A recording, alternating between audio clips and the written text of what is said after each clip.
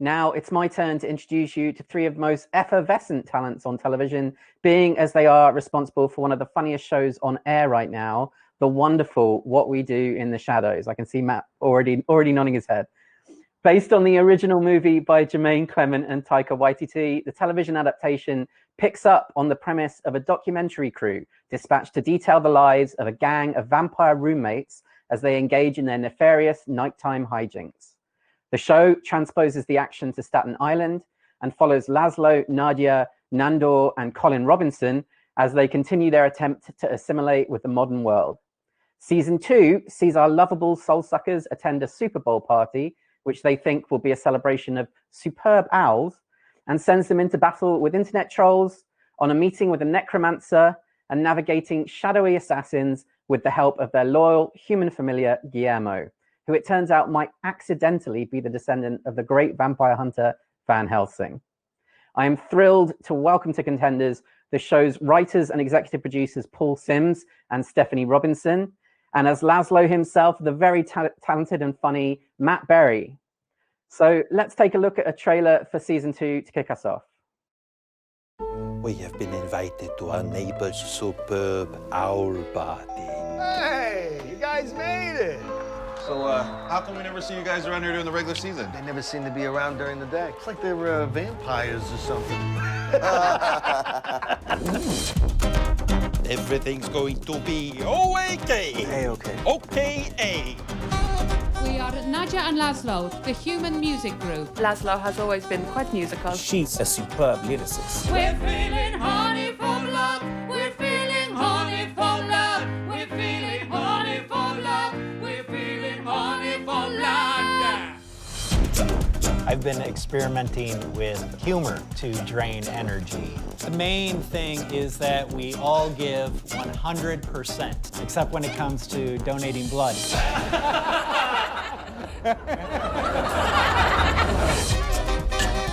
We all have nightmares.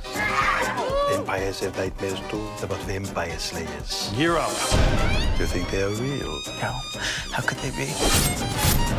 Just stories to scare vampires.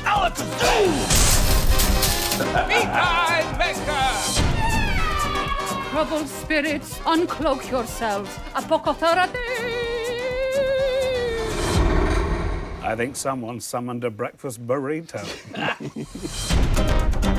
I'm changing. I'm becoming something stronger. I don't even need to talk someone's ear off anymore to drain them. TGI up. Working hard or hardly working? It's 5 o'clock somewhere. There you have it, guys. Welcome to Contenders, and huge congratulations to you all. 8 nominations at this year's Emmys, including Outstanding Comedy Series. Very, very well deserved. And I'm curious to start off by asking what you think is the secret sauce behind this premise that has made it such a hit, this show. Well, I think I was going to jump in and say one thing that we do is it takes a lot of hard work in a foreign country and late nights to make something that is so silly. And I think the silliness is probably the key to it. But by saying it's silly, I don't want to give you the impression that we just slapped this together. We work very hard to make some of the stupidest, silliest jokes you'll ever see. You know, I wonder what it is you find makes these characters so relatable, especially now we're living in this kind of post-pandemic world where we're all sort of used to oblivious roommates being around. I think what makes them relatable, pandemic or not, is the fact that they are roommates. And I think it's one of those things that, you know, no matter what, that's an experience that most people in their lives have probably had at some point or another. The bickering, living with other people, sharing space and experience. I think, again, pandemic or not, that's a pretty relatable human experience. And although these guys are vampires, I think their living arrangement kind of overshadows that fact more than anything else. I think you need 2 series in order to get sort of used to a bunch of odd-looking people in a show. Because the first time you're spending those sort of 10 episodes just getting used to what they look like and how they sound and everything else. So it takes 2 seasons, I think. So by the time you get to the second season, you've got past all that and you can just, you know, sort of hopefully see it for what it is. I think you're absolutely right. And what was so lovely about returning to season 2 is just being put back into these characters' lives, and so much of the show's humor comes from just this setting. I mean, placing them in Staten Island, and you get all these wonderful interactions and quite a few murders of locals and neighbors. I'm curious why Staten Island originally. Like, what was? I mean, I know the original movie was set in New Zealand. So, what was it about Staten Island as a place that made it the perfect backdrop for the show? And why do you think it has this fantastic effect? I think Staten Island is the New Zealand of the tri-state area. It's its own private little world. It's close to New York, but it's not exactly the big city. It resembles now my New Zealand joke is all falling apart, but in a way, Staten Island more resembles the rest of America and any normal suburb than any other part of New York City. And I think it's funny that the vampires are in Staten Island just because that's where the boat dropped them off, and they didn't have enough energy or ambition to venture any further. Absolutely. And one of the great details as well in this show is I love when they're talking about their past, and you get these flashes of these these Gothic artworks that kind of just like paint a picture of I mean, literally paint a picture of what they've been up to. And I'm curious, like, is that real artwork? And does it come from, and do you start with the art and then tell the story, or do you find the art to fit the story? How does that work? I feel like it's a combination of a lot of things. I think that, I mean, it's really like a project every time that we're jumping in and doing a flashback or like that. But Kate Bunch, our production designer, and her art team, the art department, are so good about sourcing actual paintings, finding actual photographs. And if they're not able to find something that closely resembles what we're looking for, they're great about hiring artists to get us a rendering that looks very close to our actors and our cast. And I think sometimes too, you know, we are able to find, I'm thinking about On the Run, the episode specifically, we did find a painting that looked just like Matt Berry. It was not Matt Berry, that was just sort of existed, I think, in a museum catalog somewhere. So it's, I think a lot of the times we're finding those things, but we do have photo shoots too, where we put something together and we actually have Emmanuel, our costume designer, source period appropriate costumes to make these vignettes, portraits, tableaus, whatever they are, look real and authentic. Mm-hmm. Well, I mean, you mentioned On the Run there. It has to be one of my highlights of the season. And for people who haven't seen it yet, that we follow Laszlo as he kind of goes into hiding in Pennsylvania under the assumed identity of Jackie Daytona. I have to ask you where Jackie Daytona came from. It's going to be a pretty unsatisfying story, but it was one of those things that sounded right. Jackie just felt very, I don't know, flat and American sounding, and Daytona was probably the most American name in that exact moment that I could think of. And throwing those two together, just, you know, I think there were a couple moments where I was like, well, maybe I should revise this name, or maybe I should go back to it. It was a placeholder for a while, but it just never actually ended up happening. And I'm glad that we didn't end up changing it. One of the reasons I laughed at it so much when I first read it in Stephanie's script, though, is also that Jackie seems like the kind of name that someone who doesn't really understand America would choose and would kind of go like, that sounds like kind of a cool name, you know, Jackie.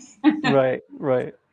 Absolutely. And it seems, Matt, like you have an absolute blast playing that character. I mean, the attempt by Laszlo at the swaggering cool of the American that he imagines in his mind, that must be such a joy to create. Absurd. And I'm always drawn to that. When you read that your disguise is a toothpick, then do you know what I mean? Like, that isn't going to be dull. You know, there's going to be a lot of things to be doing with that. And yeah. I mean, not to spoil it, but you know, it was with Luke Skywalker, so right, you know, absolutely. Well, and that's something that's such a joy about this show. I mean, Mark Hamill in that episode. You also have Haley Joel Osment, Benedict Wong, Lucy Punch this season. Yeah. Season 1. I mean, the Vampiric Council episode with Tilda Swinton and Wesley Snipes, and I mean the guest stars in. Mine. I've known him decades. Yeah. So that was such, because I had no idea. I mean, he sort of barely has a mobile phone, so he's awful at kind of keeping in touch. So he just like appeared in Canada and was like, "Where are you?" And I'm like, "Well, you know where I am. I'm in Canada." so am I. And that was it, you know, then I knew that he was in the show. What do you think it is about like bringing in the like a fresh voice in these episodes in the form of guest stars? I mean, how much does it do for the energy on set, and how much does it kind of like heighten the dynamic that these characters have when you insert these kind of crazy creations in there?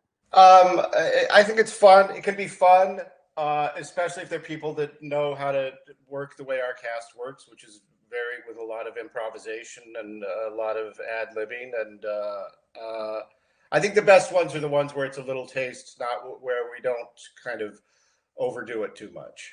I'm curious, do you have favorite moments? Like, I mean, can you pinpoint anything that you've done up until now? I mean, across both seasons that you just absolutely enjoyed? Yeah, I like it all. What do you want me to say? I love the show. I'm very proud of it. I mean, it's really, really hard to pick a favorite, I think. And I feel like every day that we come on set, it is a very familiar world for us. And obviously we have a home base and a set, and the cast is like a family in that way. But I feel like, I mean, every day we're just doing something. It's so crazy. It's constantly like we're putting someone in a harness and they're flying up in the air, or someone's vomiting blood, or someone is crying blood, or someone's on fire, or, you know, Haley Joel Osment is crawling around and has lost his arm, and someone's getting dunked in a koi pond. It's just, I feel like every time that we're on set, it's just like, God, like, I can't believe that we're doing this and getting away with it. And I feel like every time you're there, it just sort of feels like, you know, we got a new toy to play with. The only way I can answer that is if I say the name of the show really quickly in my head, and then it's the first image. And if I do that, the first image is a goat within the house. The goat on set, which was extraordinary. What was so great about the goat? Well, just the fact that it was there. You know what I mean? You're in a scene in that house, and by this time, you know, I've been in this set in this house for the last sort of 3 or 4 years, so I know it very well. And then to have a goat in there with you, you know, make you concentrate. Going back to what you were asking, what Stephanie's talking about is when we're making it is the fun and exciting part. When it comes to editing and watching the show myself, my favorite parts are the scenes that have all 5 of the characters usually together sitting in a room arguing about something, which is probably the least glitzy or visual part of the show, but those are always my favorite scenes. And they're always shot about 3 or 4 in the morning. Yes. It's always the way. Matt, like, for anyone that knows your wonderful other work, I mean, I'm such a huge fan of Snuffbox, Toast of London. The music in those shows is so key, and you get a wonderful opportunity in this season to hit up an open mic night with Nadia. That must have been a great fun to do. It is, because when you're doing what is, I suppose you could call fake songs, you know, for a different function, then there's no kind of, you know, there's no sort of pressure, because they only last about 30 seconds. So you can do anything, and they're the most fun, you know, because they don't have to have any kind of, you know, any kind of chorus or any end to them, whatever. They're just a very quick kind of statement. So they were great fun to do. I wrote a whole load, and then, you know, we sort of used a few of them in there. Yeah. It's absolutely fantastic scene. Now, the show's been picked up for a 3rd season. So just finally, I don't know what you can tell us, but maybe you can give us a little tease of what we can expect and where these characters are going to go. Go ahead, Stephanie.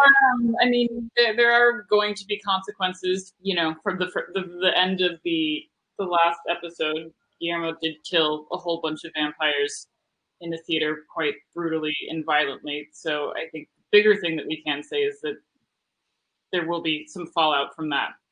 Mm-hmm. They might finally have noticed. Yeah. I think if there's any overall theme coming together in next season, it's sort of in various ways, each of the vampires sort of questioning whether this immortal life that they've been living for hundreds of years is all it's cracked up to be, and having, wouldn't call it a midlife crisis because they never die, but maybe some kind of spiritual reflection. That makes it sound really exciting, but trust me, it's going to be the same silly, stupid, funny stuff that is our brand. Excellent. What about Sean Connery? Have you mentioned him yet? Sean Connery? No, I'm kidding. Don't. No. That would have been a great deadline exclusive. You now have to make that happen. Don't. Guys, thank you so much. This is honestly one of my favorite shows on television right now. If you haven't seen it out there, I highly encourage you to go out and check it out.